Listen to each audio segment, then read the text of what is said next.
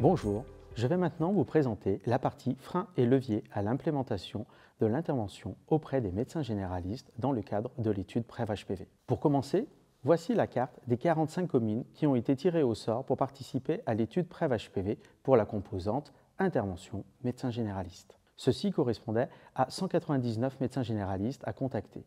Des courriers par voie postale ont été envoyés et ensuite, chaque médecin a été contacté par téléphone par notre équipe. Le fait qu'il s'agissait d'un médecin contactant un médecin pour proposer une formation créée par des médecins, ceci a permis d'avoir un meilleur accueil, même s'il y a eu certains blocages par des secrétariats. Néanmoins, seulement 46 médecins généralistes ont accepté, ce qui était au-dessous de notre objectif, et 43 ont finalisé la formation. Le recrutement a commencé fin 2021, ce qui tombait dans un contexte assez particulier. Des médecins bien fatigués par la pandémie Covid et également occupés par la vaccination Covid de leurs patients. Donc, se lancer dans un projet de recherche concernant de la vaccination HPV, même peu chronophage, était au-dessus de leurs possibilités. Du fait du protocole de l'étude avec tirage au sort de communes, certains médecins généralistes étaient éloignés de nos réseaux, rendant le recrutement plus difficile.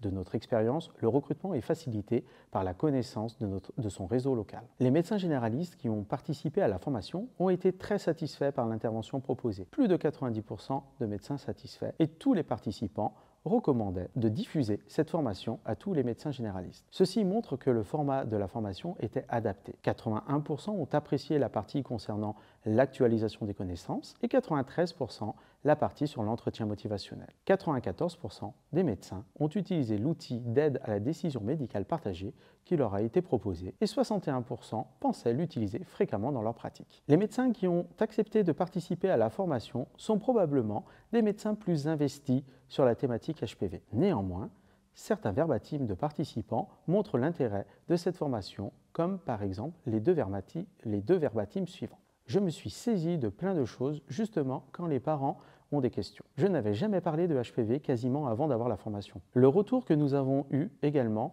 est que l'outil d'aide à la décision médicale partagée n'a pas forcément été utilisé comme nous l'avions envisagé. L'idée était d'utiliser l'outil durant la consultation afin de pouvoir l'expliquer et avoir une base documentaire avec des illustrations tout en utilisant les techniques de base de l'entretien motivationnel. Certains participants ont évoqué qu'ils utilisaient certaines parties en fonction des questions des parents, adolescents, ou bien uniquement la partie carte mentale, qui permet d'avoir une vision synthétique de l'outil. Parfois, certains médecins renvoient le patient sur le site afin d'en parler lors d'une prochaine consultation. Certains participants ont également trouvé dommage que la partie entretien motivationnel n'ait pas été plus développée.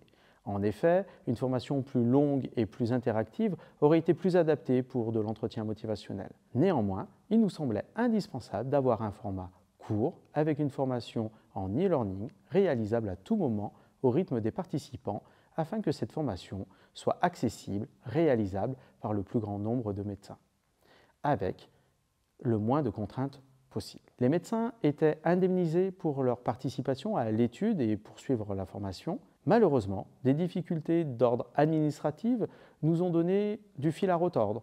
En effet, le financement pour notre composante était géré par l'université, donc il y avait la nécessité de déposer une facture sur une interface en ligne appelée Chorus, ce qui donnait de l'urticaire aux médecins. Nous avons créé des tutoriels et même proposé de les accompagner dans leur démarche. Beaucoup de participants se sont plaints et ont trouvé qu'ils avaient passé plus de temps pour se faire indemniser que pour suivre la formation. Certains ont même abandonné l'idée de se faire indemniser.